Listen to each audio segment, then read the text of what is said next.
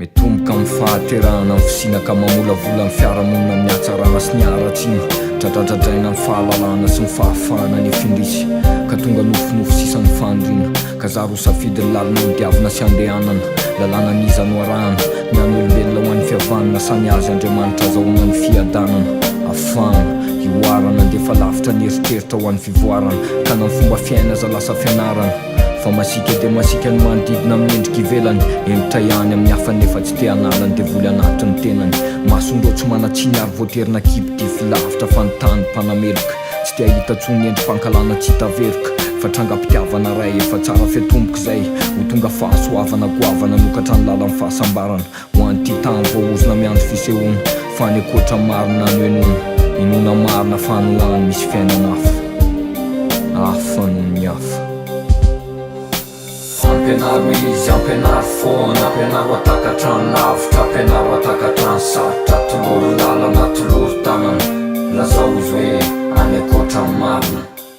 Ampianaro izy, ampianaro foana, ampianaro atakatrano lavitra, ampianaro atakatrano sarotra, toloro lalana, toloro tanana, lazao izy hoe any akoatra marina. Manamafy ny eloka ny etombohana amin'ny fandavana amin'ny fitahina, natonga ny zanak'olombelona voaroaka atao amin'ny edena fahala vorariana ny endrika bibina, aratsiana izay mbola voiziny zanak'olombelona amin'izao variana amin'ny famosaviana, ka lasa fahazarana mpilivava sisany teny hoe tiana, fa ny tany feno fitaka sy karazana dalàna miparitaka, ka tany tokoa araveny tany sa efa entiny afo be, sa ve ny eto fandalovana ihany ka hoe fankana mamy mandika ny didiny tanjona sy rehare, ka amin'izay ny mpanao marina indray no enjehana, lazaina vendrana iomehezana ka dia masa iny ary amin'ny andro ikopahan-tanana velona, fa raha mandevitra trano marina, mandevitra manandrarina, manoloana ny fahaverezana sy ny tariny sy ny sisambony, tsy milaza ho faharesena fa endrim-pahendrena tonga rena, ndraisin'ny fanamiba ho fahalemena, ka ny safidy mo tsy fanerena, fa ny any marina ny akoatra ihany ampony marina azo ekena,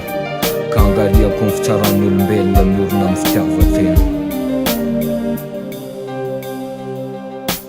Ampianaro izy, ampianaro foana, ampianaro atakatrano lavitra, ampianaro atakatrano sarotra, toloro lalana, toloro tanana, lazao izy hoe any akoatra marina.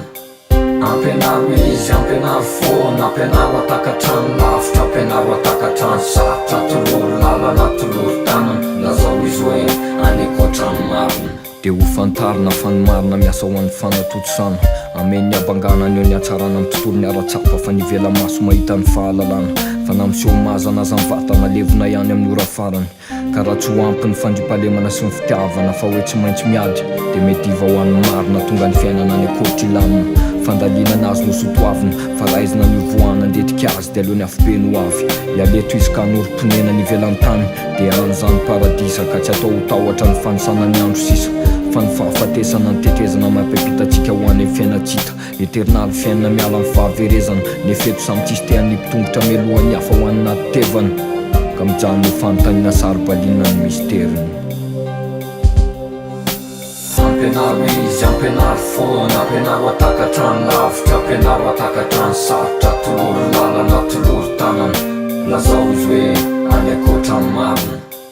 Ampianaro izy, ampianaro foana, ampianaro atakatrano lavitra, ampianaro atakatrano sarotra, toloro lalana, toloro tanana, lazao izy hoe